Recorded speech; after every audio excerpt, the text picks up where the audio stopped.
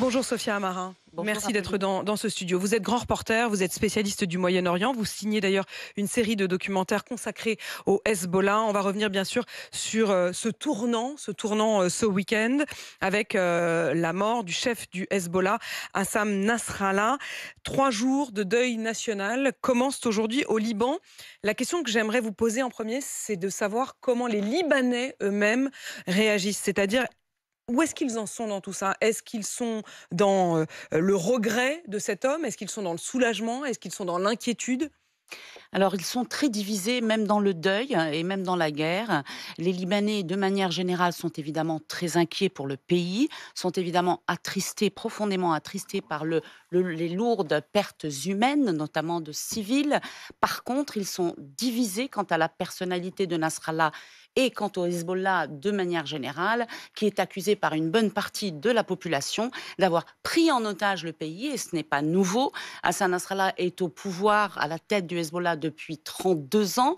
Il a décrété des guerres tout seul, imposé la paix tout seul quand il le décidait, et participé avec d'autres politiciens au délitement de l'État libanais, sur lequel il s'est nourri, sur lequel il a grandi, qu'il a vampirisé. Et donc évidemment, cette partie de la population est quelque peu soulagée, même si elle ne l'annonce pas ou ne le dit pas officiellement, publiquement. Quant à l'autre partie, celle qui est rattachée au Hezbollah, proche du Hezbollah, partisane du Hezbollah, dont une frange chrétienne, elle déplore cet homme qu'elle vénère comme un demi-dieu. Comme un demi-dieu, on va y revenir, mais je voudrais quand même m'arrêter sur le mot que vous avez utilisé, vampiriser.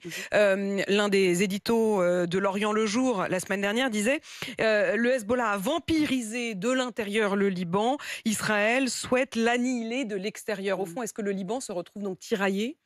Écoutez, il est tiraillé, mais en même temps, il se demande pourquoi maintenant. Parce que ce qu'on apprend aujourd'hui, c'est que cette énorme frappe qui a conduit à l'élimination d'Hassan Nasrallah, Hassan Nasrallah est dans le viseur des Israéliens depuis des années. Ils savent où il est. Ça ne s'est pas préparé en une journée ou deux, ni même en quelques mois. Donc en fait, cela vient évidemment à la veille des massacres du 7 octobre. De l'anniversaire du massacre. Oui, tout à fait, la commémoration. Et par conséquent, ceux qui sont un petit peu soulagés de savoir que Nasrallah n'est plus là, même si la succession se prépare, eh bien, se demandent pourquoi attendre aujourd'hui, lorsque justement la commémoration va rappeler aux Israéliens les faillites du Mossad et du gouvernement israélien. Qui n'a pas vu arriver effectivement le massacre du 7 octobre. Sophia Amara, vous avez dit de Nasrallah qu'il était vénéré par certains comme un demi-dieu. Certains ici en France parlent d'un chef charismatique. On a pu lire dans certaines dépêches qu'il était fan de Diego Maradona. On a pu lire dans le journal Le Monde que son fils était mort en martyr. Quel regard vous portez sur cette lecture ou sur cette manière de s'exprimer d'un certain nombre de journalistes français? Écoutez, le charisme ou charismatique, c'est un adjectif qui n'est ni positif ni négatif. Le charisme, il y a eu des dictateurs, des hommes sanguinaires, des terroristes qui, hélas, avaient du charisme. Donc, ce n'est pas une qualité positive nécessairement. Cela étant dit, Hassan Nasrallah a du sang sur les mains, a du sang de Libanais, d'Israéliens, de Syriens. Rappelez-vous qu'il a participé aux côtés de Bachar al-Assad, il a écrasé dans le sang une révolution syrienne qui était tout à fait, au départ, démocratique et pacifique. Il a assassiné des otages français, lui, pas nécessairement, mais son parti. Je pense ici et rends hommage à l'extraordinaire sociologue français, Michel Seurat, tué, pris en otage et assassiné au Liban, et j'en passe. Il a aussi martyrisé la population libanaise, menacé tous ceux qui s'opposaient à lui. Il y a des chiites dans sa communauté, dont par exemple Lokman Slim, qui est un grand monsieur, marié à une Allemande, Monica Borgmann, que je montre dans la série que vous évoquez sur le Hezbollah. Et tous ces gens-là ont été assassinés, justement parce qu'ils s'opposaient par le verbe au Hezbollah. Quand le journal Le Monde écrit que son fils est mort en martyr, comment vous réagissez, vous? Il est mort en martyr pour eux. C'est leur théorie ou leur idéologie. Cela dit, pour nous, d'abord, nous sommes un pays laïque et il n'y a pas de martyrs. Et puis, à l'époque, rappelez quand même que Hadi Nasrallah, son fils, qui est mort, il est mort dans le cadre de la résistance à l'occupation israélienne, puisqu'Israël, Tsahal, a occupé le Sud-Liban pendant 22 ans. Pendant 22 ans, Sophia Amara, quelle suite? Vous disiez la succession est en train de se mettre en place. Est-ce qu'il reste encore aujourd'hui, quand on regarde Israël qui a publié un organigramme des chefs du Hezbollah, tous éliminés ces derniers jours sauf un, qui pourra donc succéder à Hassan Nasrallah? Oui, alors l'organigramme publié par les Israéliens n'est pas très exact. Pourquoi? Parce qu'il s'agit C'est de la propagande, c'est une Oui, forme de propagande. non, mais tous ceux qui sont annoncés comme morts l'ont réellement été, sauf que c'est un organigramme militaire. C'est vrai qu'à ce niveau-là, ça a été complètement décapité. Mais les politiques, Hassan Nasrallah est un politique, c'est la branche politique, même s'il n'y a pas de grande différence entre les deux, eh bien, elle est encore là. Et justement, son dauphin, Hachem Safieddine, dont tout le monde s'est demandé au lendemain de la frappe s'il était encore vivant, apparemment est vivant et prêt à prendre la relève. Et de qui s'agit-il? Alors, c'est un homme qui est adoubé par l'Iran et c'est la condition pour prendre la tête de ce parti qui est une créature iranienne, il faut le rappeler toujours. Eh bien, c'est son cousin de par sa mère et il est surtout affilié à la famille du grand chef iranien Qasem Soleimani, liquidé par un drone américain en Irak en 2020, puisque le fils de Hachem Safieddine est marié à la fille de ce grand général iranien. Deux questions, l'Iran et la France. Sophia Amara, vous évoquiez à l'instant le fait qu'il s'agit de création iranienne.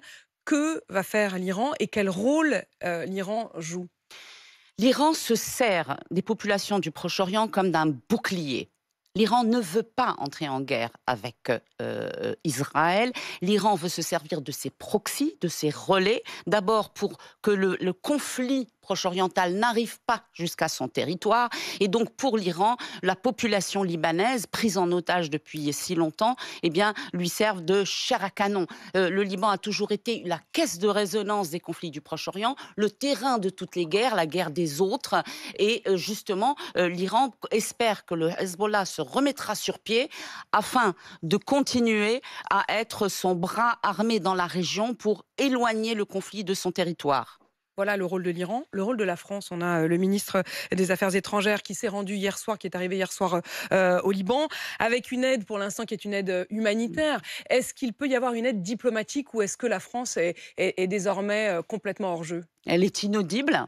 Elle s'est discréditée au lendemain de l'explosion du port de Beyrouth, qu'il faut là encore rappeler, est attribué au nitrate d'ammonium entreposé par le Hezbollah dans le port de Beyrouth. Le Hezbollah est en réalité responsable de cette explosion? Ça n'a jamais été totalement Ça démontré? n'est pas éprouvé, mais nous savons tous que le nitrate d'ammonium a été importé pour le régime de Bachar el-Assad et sorti du port au fur et à mesure pour être acheminé vers la Syrie par voie terrestre afin de servir contre les civils. C'est le stock, exactement, en fait, à la fois du Hezbollah et de la Syrie. Donc. Exactement, il a servi. Le Hezbollah a été pris la main dans le nitrate, pour ainsi dire, dans plusieurs endroits à travers le monde, notamment en Chine, en Thaïlande, dans des endroits complètement inattendus. Et il a également utilisé le nitrate d'ammonium dans la frappe contre la Ligue juive à Buenos Aires en 92, qui avait fait beaucoup de morts. Est-ce que, Sophia Amara, la France est donc encore capable de jouer un rôle? Vous disiez qu'à l'issue de cette explosion,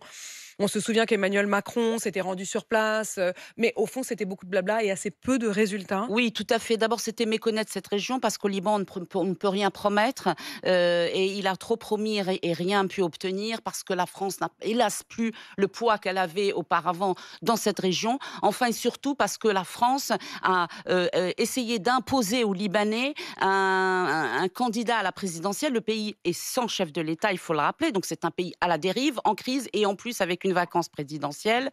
Et là, le président Macron a essayé d'imposer aux Libanais un président trop proche du Hezbollah pour les souverainistes libanais qui avaient voté pour un autre candidat et qui normalement auraient dû obtenir l'élection de ce président à la Chambre puisque c'est un système parlementaire. Merci Sophia Amara pour cette lecture ce matin. Je rappelle que vous êtes grand reporter spécialiste du Moyen-Orient. Vous signez une série documentaire consacrée au Hezbollah. Ça s'appelle Hezbollah, l'enquête interdite. Merci à vous.